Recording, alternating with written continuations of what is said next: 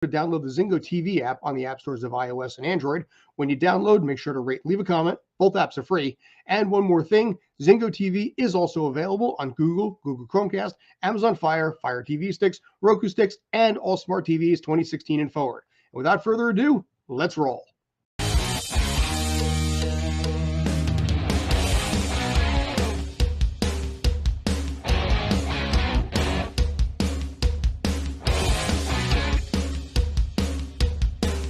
Fashion, Mr. Obi Spencer, JD, and also Brandon are going to be on in a couple minutes because they are definitely not going to want to not talk about this one. But this is the Sports Den. So, as always, basically, we're going to talk breaking down sports, what's going on in there. The big thing that we're going to be discussing heavily in this case will be the breaking trade that happened between Chris Paul and, more importantly, Bradley Beal, swapping one for the other with a couple extra players thrown into the mix, what it means for both teams, what the cost is going to be for both teams, and will it actually help either team? So in this case, as the rest of them are going to be rolling on, this is definitely one of the things that Obi is extremely knowledgeable about, impassioned about, and possibly opinionated about. So, sir, give me your thoughts on this one, man. Who won this deal? My opinion, Denver won this deal. I think that the reigning champs are one of the most underrated teams that we've ever seen. I know I haven't been on, so maybe we have talked about it. But I feel like Joker is if you take whatever attributes you want to take for an NBA player and you give Shaq all his attributes and you subtract one from every one of those attributes and add them all into shooting, you've built Joker. He's incredible, an amazing player. And I don't think Beal replacing Paul puts this Phoenix team over Denver. So that's why I think Denver won.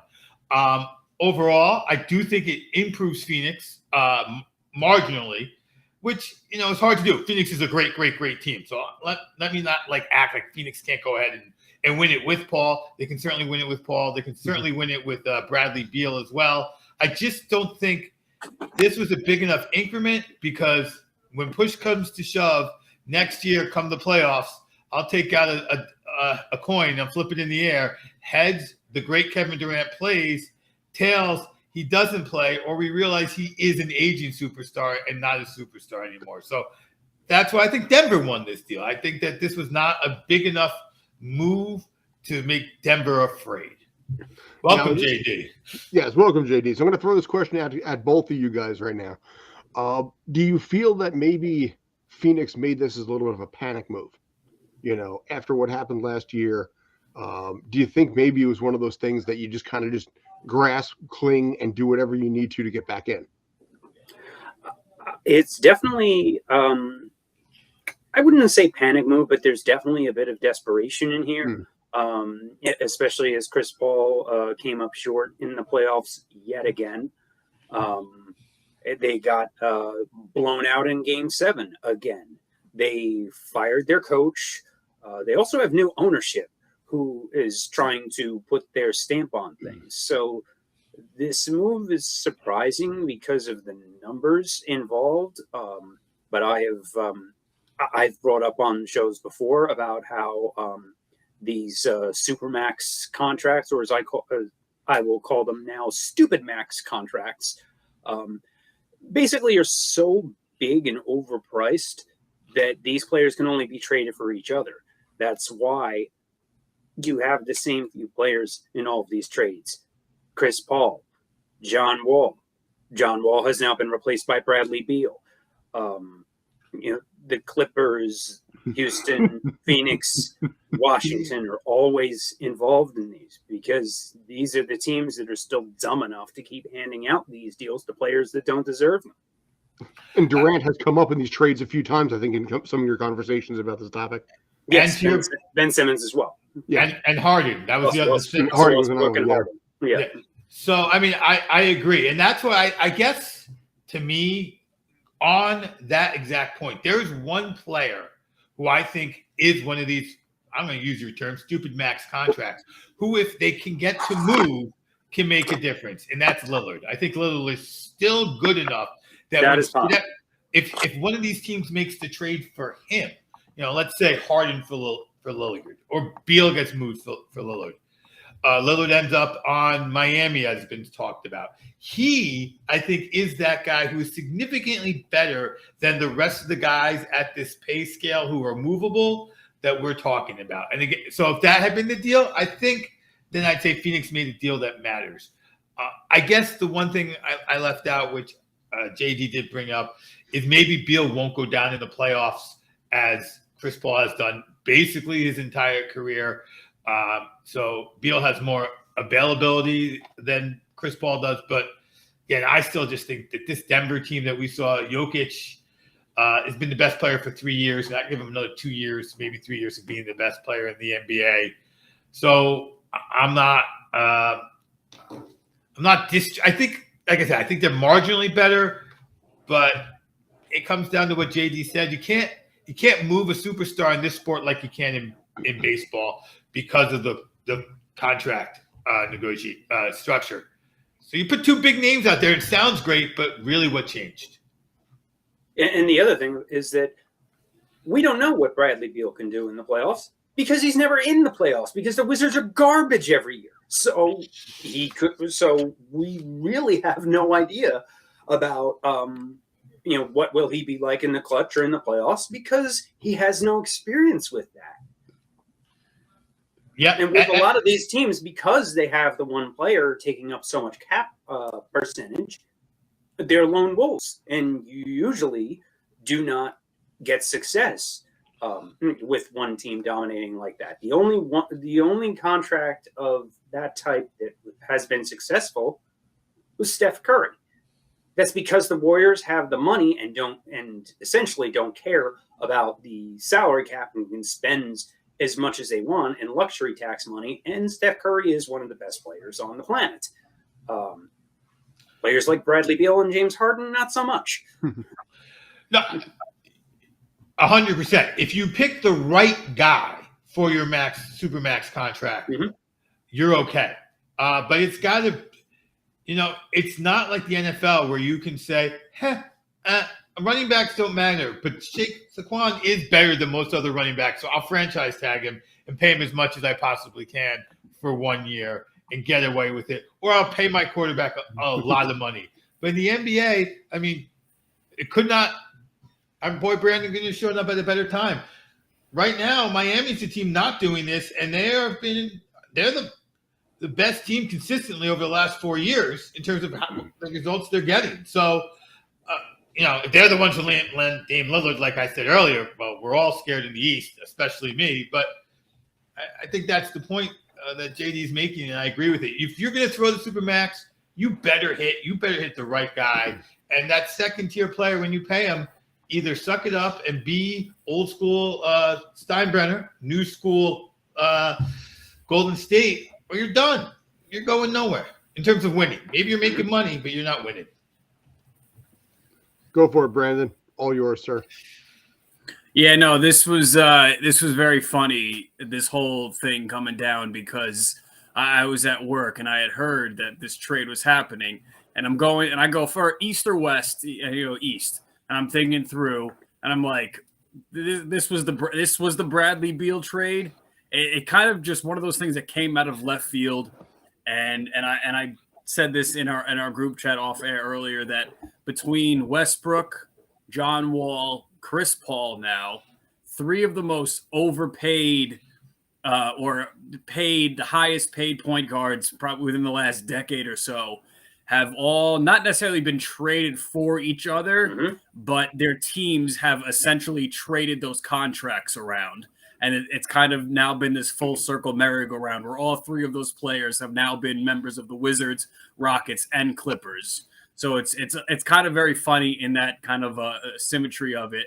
But yeah, I had seen reports that maybe Washington is kind of using Chris Paul as another trade piece, that they'll ship him off, try and get another team in this and bring a 3-team trade, essentially. And I don't know. I don't necessarily know why Washington is going for this, especially for a guy that is, in basketball terms, so old, right? In Chris Paul, where, I mean, what are you going to get out of him? What are you going to get out of him with that roster? because obviously other moves are going to be made by the time season starts and opening night tip-off for them. It's just I don't know. It just kind of seems like a typical Washington move where they're trying to have some type of gate attraction moment or gate attraction move, not necessarily the greatest basketball move. And is that a question to maybe their front office? They just got the new president of basketball operations there, so this is kind of his first major move as kind of heading that ship. I don't know. I still see Washington as a out of the April foolishness team, or maybe they could sneak up to a 10 or 9. But in terms of a traditional playoffs team, I don't see Washington really doing more than what they just have been doing basically in the last number of years. I think with John Wall and Beal, I think they have one playoff series. I mean, it might have been one series win. They got to the second round a bunch of years ago. I think it was during LeBron's Cleveland years, but we know that second round loss from there. So really, like the Eddie Jordan years coaching. Like the Eddie Jordan years was the last time with Gilbert Arenas was the last time Washington really made any kind of noise as far as being a consistent playoff team. Maybe this is no. Jordan famously never. Well, I guess infamously, because nobody ever talks about it. Didn't finish under 500. Didn't make the playoffs. It was Arenas. It was those mid 2000s teams that were somewhat decent. They got John Wall, and then they kind of teetered off since then, and have become a kind of lost franchise in terms of being very forgetting that they're even a team, honestly.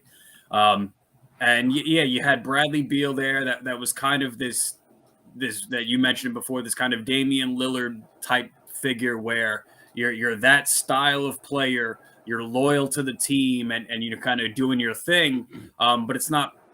It's not really adding up to a lot other than Dame, who was able to get to a conference finals and consistently got Portland to some nice playoff moments.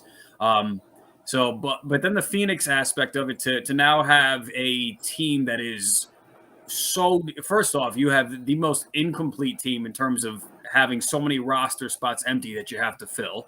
And then on top of that, you're going to have a top-heavy team. I mean, we remember the LeBron quote famously from years ago, where top-heavy is bleep, referring to the Cavs. But, I mean, this team is going to be like that on steroids.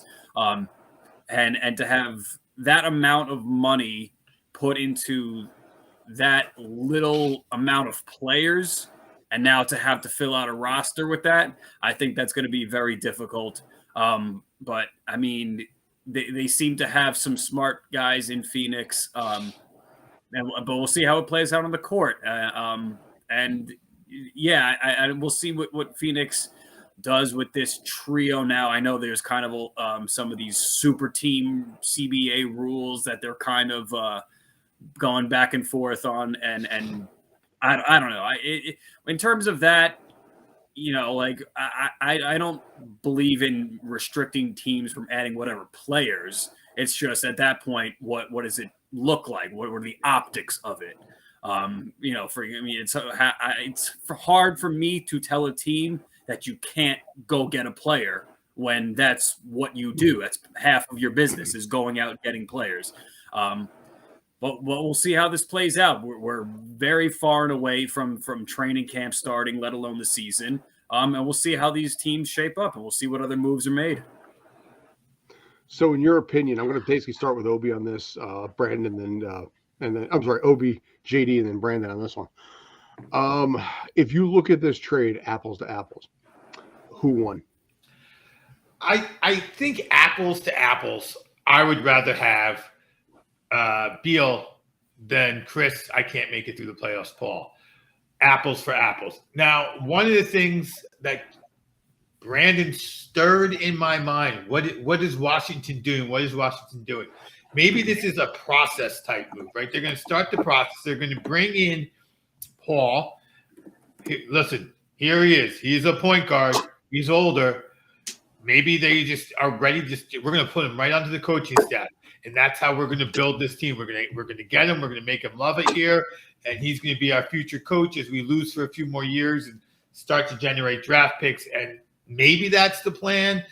Because I don't see what the draw for Paul is at this point in his career, especially since you could have gotten him for nothing since Phoenix said they were going to cut him.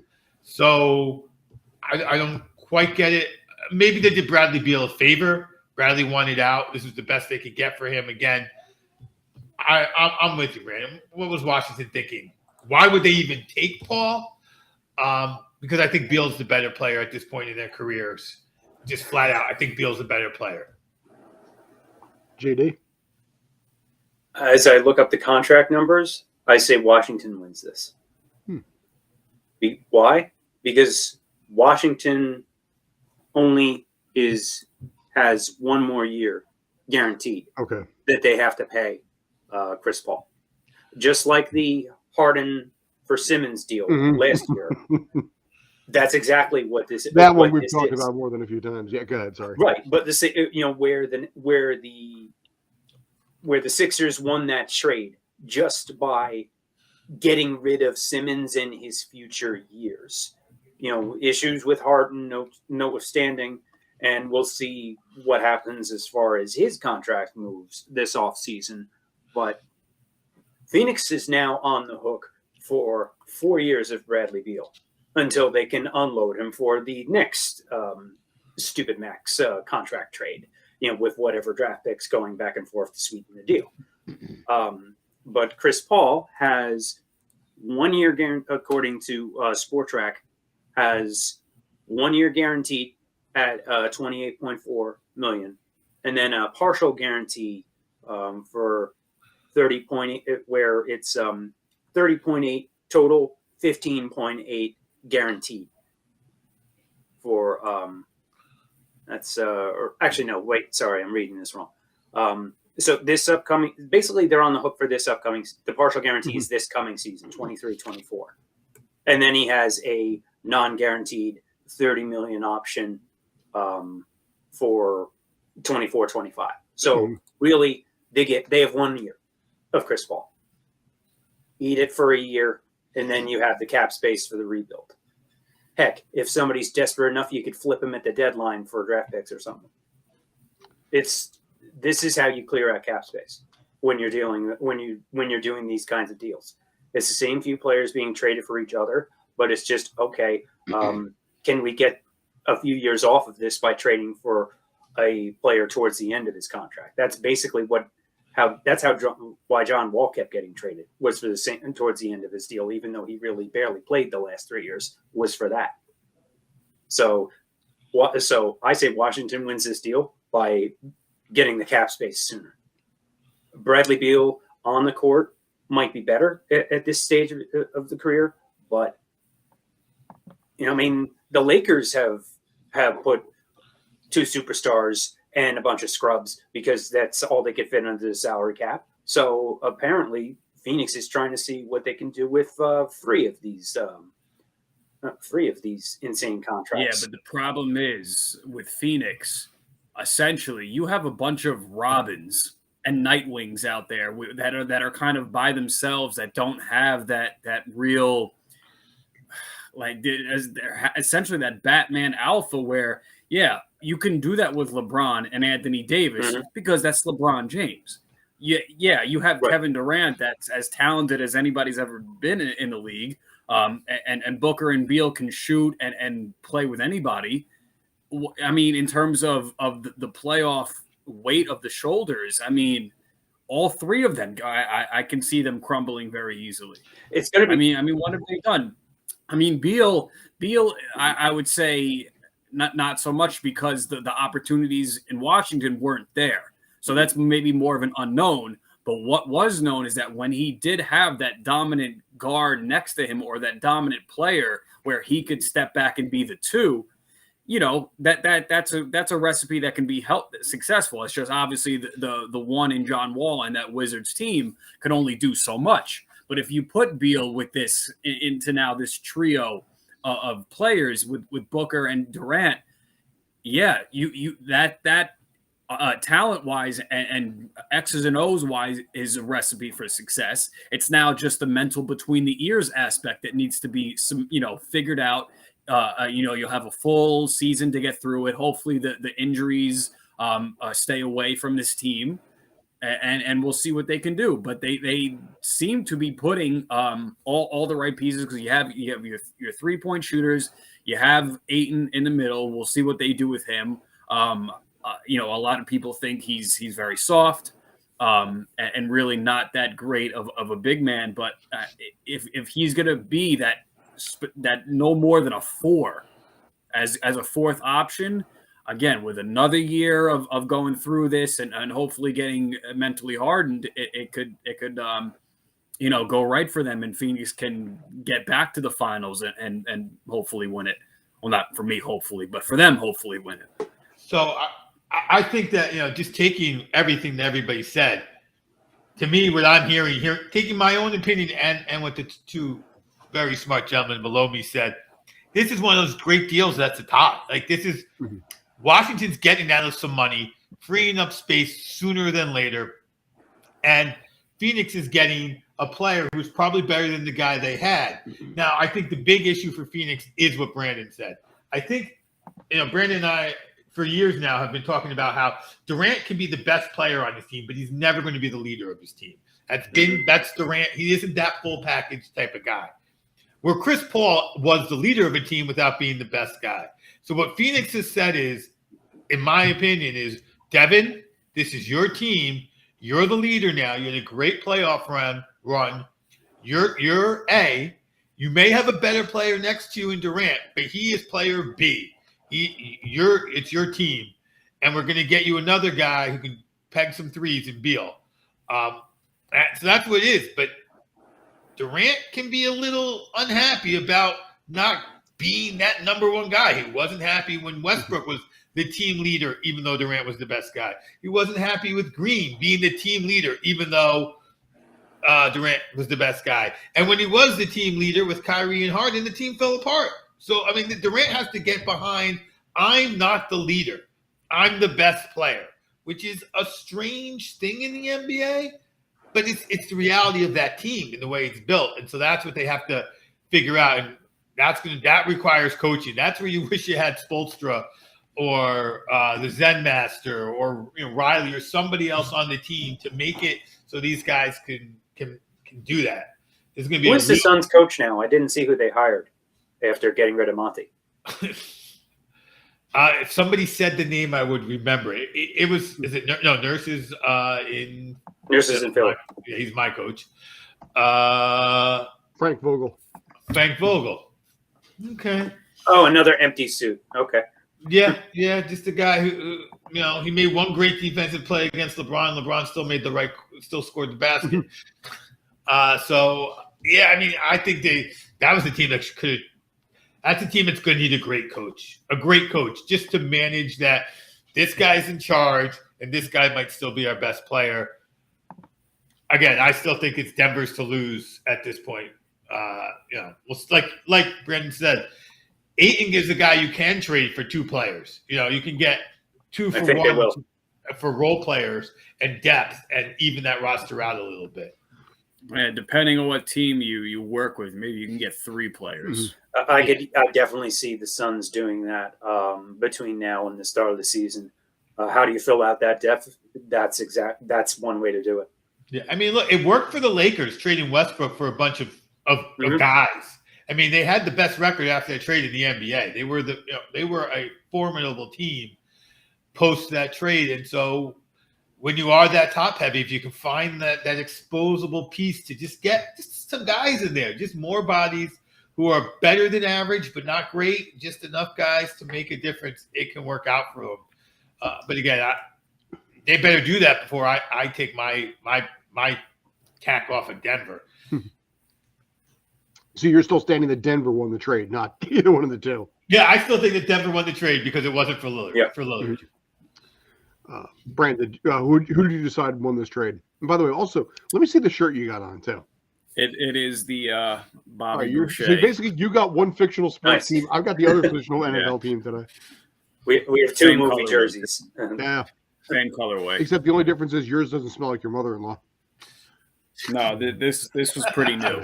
So this is This totally smells. this still has the lids store smell. I'd rather have that. But okay, so I'm sorry. Who'd you say won? I totally forgot. Honestly, just because I am a pure, I don't want to say purist. That sounds pretentious, but I really, at the end of the day, just want these guys playing ball. So just from that competitive standpoint and on the court, I'll say Phoenix for now, but we'll see how it plays out. I mean, we'll see what it does. I understand teams having to kind of have a reboot or a year of figuring things out before they really take that next step. But I mean, Washington, that's kind of been what you've been doing since you became the Wizards. So, at some point that clock's got to, hit zero eventually. So yeah, just for those reasons, I'll say Phoenix, but that is a pending answer, and I reserve the right to change. Okay. I will not judge you on that one. Anybody going to judge on that, or are we all good? No, I think we're good. Checks out for me. Yeah. I get it. All right. So time will ultimately tell on something like this, but well, I think basically I will probably go with JD's point on this. The 1 year, be done, flush it, restart, pick up another Supermax contract of some kind, lather, rinse, and repeat. But this, at the end of the day, I think surprised some, but didn't surprise a lot. And you have to wonder how much Chris Paul has left in the tank at this point too. I mean, how many years has it been since Alfonso Ribeiro played him in commercials? Those commercials have been around for what, like 3-4 years now? At least. I think he weren't those commercials when he was on the Clippers, or were they the commercials started on the Clippers? Yeah. Oh yeah. But Yeah. Alfonso was when he was on Houston, I think. Mm-hmm.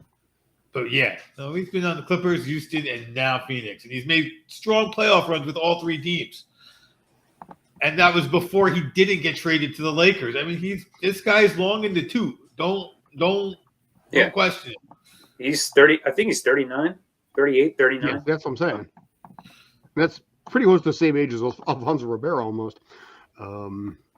Although to be fair, he did pull off a good Chris Paul. I'm sorry, I dug that. I don't like car insurance commercials typically, but I did dig that one. Yeah, those ones are pretty decent. So yeah. All right, so are we good on that? They're better than the Aaron Rodgers State Farm commercials. So yes, well, basically when he parlays this ultimately into possibly a Jeopardy contract or whatever he's going to be doing, why ever he's in the New York area and what he was trying to build here, which I suspect is tied to the end of his career. Possibly Broadway. Maybe he'll invest in Broadway. I see a Aaron Rodgers, Joe Namath State Farm commercial at some point this football season. Oh, yeah, that makes sense. You know what? What? Joe Namath is what? 80 years old, 82 years old, something like that? I think it's like 78, something like that. But he's spry. He's still living it up. Well, he got famous off basically bad voting, so my mind only. Fourth best player in that Super Bowl. Yeah, well, we started a tradition with Joe Namath. When in doubt, give it to the quarterback. Exactly, yes. Yeah, especially Broadway, in this case. Even as a Jets fan, I will say all day, Matt Snell deserved the MVP in that game. Yep. No, it's okay. We know. Look, please let's not go down the idea of a single football game having the most valuable player in what we want to call the ultimate team sport. That is the dumbest award to me. I think I've said it every year in all sports. The MVP of a single game of football. Nope. 100 yards rushing, 100 yards receiving, two interceptions as a defender, or when it comes down to it, quarterback. That's the only four that ever win. Yeah. Right. That's fine. But then if Philly wins and one of they get Super Bowl MVP, you got to hate it. You got to be consistent. Oh, yeah, I mean, I hate the award. I think there are probably, we went over the Super Bowl 4 or 5 times where somebody truly took over a game and deserved the award. It's an award that sometimes they give out like Manning's. When Peyton Manning won with Indianapolis, it was like, well, who do we give it to? I mean, that's one of the most clear examples of like, and the quarterback. Marketing. When in doubt, give it to the winning quarterback. That's usually how it is. Yeah. Or, when who was it, Burris, or was it for Holmes. Pittsburgh? It was what? Holmes. It was Santonio. Meanwhile, the most important play of that game was clearly the interception for the touchdown at the end of the half, right? That was the play that changed the entire game. Yeah. Yeah, like Kyle says. Just give it to the quarterback. Well, actually, I will say I'll close out on one thing since I'm just changing that real quick. I did see for Lehigh Lafayette, the rivalry, which is one of the oldest college football rivalries in the country. They gave the MVP to the kicker, who kicked one field goal at the end of the game at 27 yards.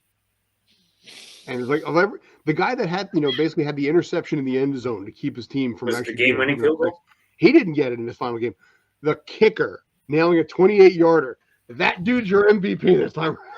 That's because those two schools did the math on it, and they're like, that was the play that changed the winning percentage the most. We're giving it to the kicker, dude. I it's funny. Lafayette had a terrible season that year, and head coach John Garrett, I think, brother Garrett, Jason Garrett's brother.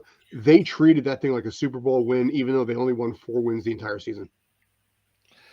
Did they win that game 3-0? Is that why they gave it to the kicker? It was like 17-14. It wasn't that high, but it was a game-winning field goal. There was a dude that had a pick in the end zone to keep keep Lehigh from scoring. No, he didn't get the MVP. The guy that ran for 100 yards, he didn't get it. The guy who nailed the chip shot as a Division III kicker, that's the guy. Oh yes, thank you. Yes. It's 30 years next year for that movie too. Wow. By the way, didn't we cancel that movie? We are. That movie has been. It is not aged well. It is not. Yeah. I rewatched it recently. I'll just say that there's a lot of jokes in that movie that have not aged well. Yeah. So. All right. Well, one joke that actually probably will last for at least a little while. The NHL playoffs, and more specifically in this case, the TV ratings for the NHL playoffs, and specifically the Stanley Cup Finals. This is a joke that's going to last for a while because, dear God in heaven, these ratings were crap. JD, you had mentioned something earlier, so I pulled up the ratings in this case just for funsies. The 2023 NBA Finals, Denver, Miami, 5 games, which actually this is a good comparison. Both went 5 games. Both had a team from Florida, and both had a team from the Midwest. And Denver and Vegas aren't really that far apart, so it kind of works out in this case. The average rating on that series for 5 games was 11.64 million. Okay, not bad. It's for the NBA? For the NBA Finals, the average across 5 games, 11.6. Mm-hmm. Do you guys have any guess of what it was across 3 different networks, by the way, for the NHL Stanley Cup Finals? 1.3? Sub 1. Yeah, I'd say 1.5. 2.6. Okay. But it took 3 networks to pull that off.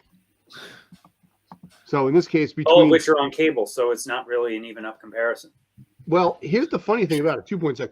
Last year, when it was on ABC and also ESPN Plus, it was 4.6 with Tampa and Colorado.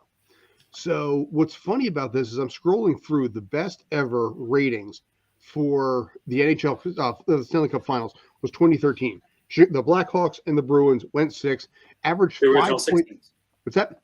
2 original 6 teams always get higher ratings. That only pulled their record overall, 5.7 million. That was their best ever. Was still about half of what the NBA Finals was this year. That is a struggling viewership because this NBA Finals was not a very glamorous matchup. I mean, everyone was saying how it was going to be rough with all the other opportunities for teams to have gone in it. Mm-hmm. But I will say this: usually when it comes to hockey, I'm at least paying attention to who's up in what series, what's going on. Mm-hmm. But at this point, once the Boston Bruins got eliminated, and then I was like, okay, well, there's 2 Canadian teams left. When you have enough of a headway that the NHL had with the Boston Bruins, enough people I think were interested in that story, and then it got cut off, and I think that was brutal for the NHL. That story would be cut in the first round in such a way where, on the other hand, people were. I put my eyes on a period or two of that game. And soccer, baseball and soccer. Yeah, oh, good Yankees. I was saying that with the Rangers Devils that it sucked that they were in the first round. Yeah. There's something magical about those two, basically an Eastern Conference final. But how much of a concern do you think this is for the NHL? Because that was 3 different networks. I mean, one of them was True TV. And Obi and I were joking about it prior. It's like, well, if one game ran late, did they just bump in Practical Jokers? Or did they preempt the Stanley Cup Finals for Impractical Jokers? Well, for this is the, as I read in one article, the NHL signed up for this. TNT and Warner Brothers Discovery threw enough money at the NHL to split the national TV deal with ESPN and ABC. So the trade-off is they get the finals every other year. So while it looks bad in press releases, and also Gary Bettman has insisted on this stupid Sunbelt strategy and forcing teams in places that don't have any kind of history of hockey or ice. And they wonder, wow, the ratings are terrible. Yes, and they also, and the team that you gave a rigged expansion draft, managed to be very good very quickly. Shocker, and so between Vegas, who just came from nothing and won a cup within 6 years, the Panthers, who rode a hot goaltender to the Stanley Cup final, where they met reality of a team that now Vegas was good for the whole year. That is a good parallel to Denver, where they were a team that was supposed to go deep and was good for the whole season, whereas the South Florida teams got hot at the end of the season. And with Vegas, they scored a touchdown in 3 of these games. The clincher was 9-3. Yeah, and this was also the first game in which all of the games were on cable and not on a traditional antenna broadcast network. Well, prior to the ABC deal, they were on NBC for years too. Right, but they would split like game 1 and game 2 and 3 on NBC Sports Network, but any of the clincher games were on mainline NBC. And TNT doesn't have an antenna channel to pair it off with, so that's why they preempted Impractical Jokers. Which, by the way, that was Game 5 was the lowest rated NHL Stanley Cup final game ever, at 1.4 million for Game 5. I'm sorry, 2.7 million. Right, because Vegas clobbered them 9-3. Yeah. Like that's an embarrassment. Just pulled a 1.4 rating. So this goes back to something I think I've said in the past about playoffs and too many teams, and you get too many upsets. One of the things about the playoffs is there's a story. Right? I mean, you can't help it. There is a story that goes along with the season. And in the NBA, you had a great story because you had this guy Joker, who there was backlash on him possibly winning the 3rd championship. I think people wanted to see what Joker was about. I mean, there was, he was starting to put up unbelievable stats. So people who are semi-connected to the sport are watching. And then you have Miami, which is this glamorous team. And if you've watched Sports Center at all, you've heard of the Miami culture. So they had these nice storylines to bring together. Vegas, there's a little storyline about how they had this weird draft thing and they were the greatest expansion team in the history of sports. And could they finally complete this thing? But Florida was like, this team's a fluke. This team's a fluke. They keep winning. And then they got their butts handed to them in the first game. And I think everyone was like, oh, okay, I see how this is going to go. And immediately lost interest. And so part of the problem with too many teams in the playoffs is sometimes when you have a fluky situation, you got to find the storylines, and there's not enough coverage of hockey and enough voices on hockey to find the storyline, to bring the light, to bring these semi would-be interested people into it. And that is why they got to get, hockey's biggest issue to me is there's not enough places where I'm just being lightly touched when I listen to my own sports local radio station and a little bit on the Flyers. I don't know how much Rangers and Devils you guys get up north compared to your Cowboys. Yeah.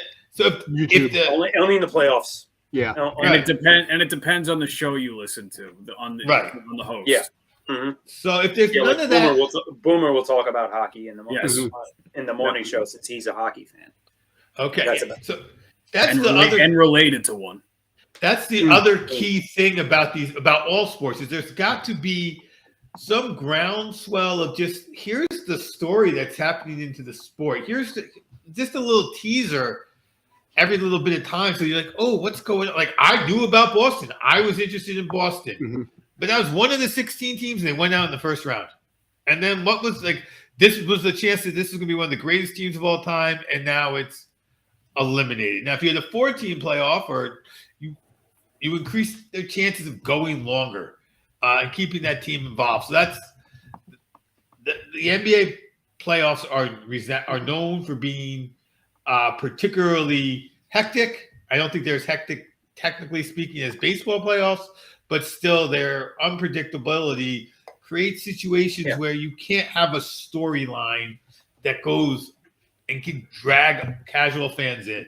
And additionally, also, Vegas, I just checked the attendance numbers. Vegas was 12th in the NHL this year in average attendance, and the Panthers were 7th worst. So this is very middle of the pack to even borderline low pack teams here. So this also, to my mind, and I'm going to open this up to you guys in a second, is this a concern across Vegas? I mean, you had a team literally in a championship for, I think, the first time ever in your city. And did anybody really care? No, there was just as many people outside the stadium as there were in it. The whole place was a giant party. And, for something that's a traditional non-hockey market, 12th is pretty good. They pack the house. Vegas packs the house pretty good out there. This will not translate to the A's, though. That much I can say. Didn't Vegas make the Cup their first year? Yes. They did. Yeah, they made the finals. Right, they made it. And I remember. And there's a story behind that one too that also led to the ratings being higher there too. Yeah, they made the finals twice. But that's in the conference finals 4 times in 6 years. Yeah, they had been traditionally good team. You're still pulling 12th overall, and you're pulling those numbers since your inception. So I have a question about those numbers, Scott. If you can find it, it'd be great. I'll try. What are they pulling in terms of percentage of the size of the house that they're packing? You know what? Hang on a sec. And also one of the things for Vegas always is going to be, it's not a big city. I mean, it's a tiny little city. So they have to rely on people coming to Vegas and going, let's catch a hockey game. Let's catch a football game. Let's catch a baseball game. So that is a problem for them. It's a tiny city. It's basically the same size as Milwaukee. It's basically hot Milwaukee was one of what I read one author writing about the demographic size. The stadium can hold 20,000, and they're averaging just a hair over 18,000 a game, 18,026. So 90% on average. Okay, so they're not. It's still solid. Yeah. I think part of the problem is, and going back to their first year making the Cup, that in itself is a storyline of storylines. Your first year in existence, you literally get to the Stanley Cup final where there are teams and God knows how many years of existence that haven't even made there was an impassioned unifying factor that happened inside the city that year. But part of the problem is honestly is ESPN and how they treat the sport honestly like dog shit. Yep. They really do. They have their ESPN doesn't have a dedicated cut or real solid percentage of coverage within all of the ESPN different shows and stuff like that. It's first off, and I get it during the season and like with football, but we don't need 6 hours in a row of NFL, this afternoon or whatever it is. Like you got to make, and because during there's hockey season. Yeah, hockey season is at that point either in training camp or it's just started. So the same thing with NBA, but there's got to be that the passing around between the TV deals and all that stuff, I don't think is very helpful at all. You have ESPN that treats them like crap, and then you have, Fox Sports and that picks them up, but they're too new really to have that kind of impact where there's this new wave of following of the sport. You have a lot of NBC's coverage of the sport, but NBC Sports is like third on their tier of importance between their regular cable channel. The NBC Sports channel doesn't even exist anymore. That's right. That's how well they just got rid of the channel and basically shifted all the programming to USA. Yeah, no, I exactly. So I totally. That's really part of the problem too. That is exactly what I'm saying. Right, because I could right now go watch. For when I was watching TV, they did 5 good minutes once a week on PTI. Right, that was all I saw in the NHL. Meanwhile, a half hour earlier, there was an hour of the NFL during the offseason, and before that, an hour of the NBA. So what the NHL, Bateman needs to do is the next time he makes a deal, he's got to insistence with ESPN and say, I'll give it to you for nothing. Give me a show called Inside the NHL and put it on after PTI before your Sports Center. Or, that's the deal Bateman needs, is he needs Inside the NHL, even if it's only a half-hour show, to build those storylines so that I'm watching accidentally. Oh, this is what's happening in the NHL. These are the players. These are who's good. This is who's bad. Oh, these are the guys that should be interested in the playoffs if Boston goes out. Part of ESPN's issue is that the people that they have covering the sport are tough to watch. Let's say they do have an Inside the NHL type of show, but it shows at midnight on ESPN2. If people that are assigned and it has Barry Melrose, who's quite possibly the worst announcer in the game. And he has for some reason been a centerpiece of ESPN's hockey coverage for decades. Now, I will say nobody likes him. TNT. I mean, Kenny Albert. I like Kenny Albert. I have always been a big TNT is a solid crew. He is a solid crew. But again, that's something that's too new, where they can't have the impact to bring in that another wave of fans or bring that casual fandom to take notice it in certain cup runs and stuff like that. They have Wayne Gretzky, the great one, as part of their crew. What more do they need to do? Yeah. PK Subban he's disappeared at this point. I mean, he had a suave and a swagger throughout his career. He's just kind of buried. He's just there. And that's what it is too. I don't. There's also this, and it's kind of like the baseball problem where to create storylines, you need the emotion, you need the attachment, and to get the emotion and attachment, you need that personal and intimate exposure to these players. How personal do we get with these NBA players?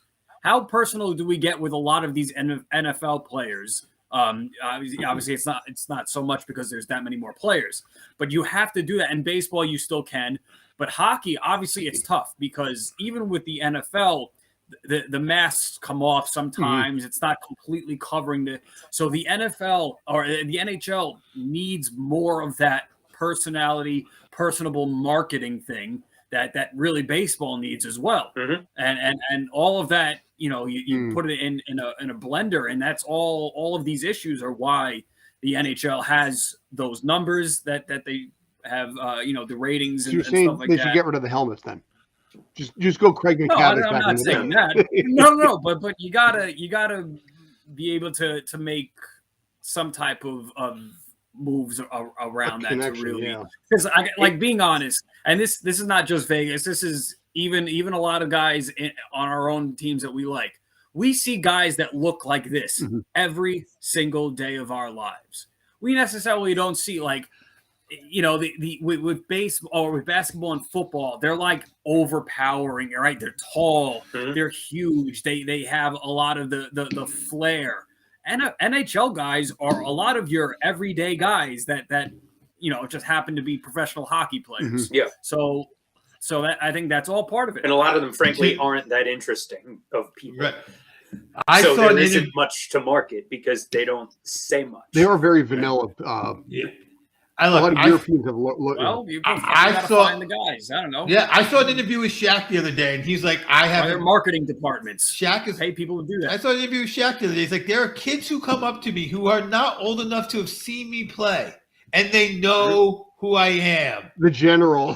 Right? Because Shaq owns a whole bunch of Shaq, right? Shaq is huge. His personality is almost as big as he is.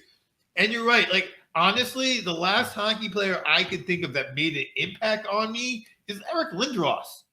All right, Jen. So thanks as always for tuning in. I appreciate Obi, Brandon, JD. I appreciate your input on everything with Bradley Beals versus Chris Paul and all that. The TV ratings and everything you guys were part of. Appreciate Kyle for commenting in. Everybody else who's watching, appreciate you guys as well. Thanks as always. Next time, appreciate. Stay awesome. And be good.